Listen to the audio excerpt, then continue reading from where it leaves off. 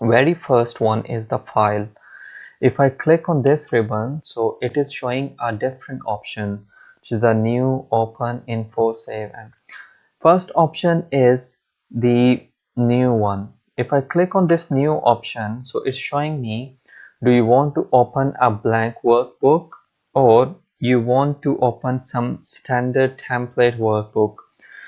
Okay, second option is the open. So if I click on this one, so it's showing me the files which are recently opened or recently closed.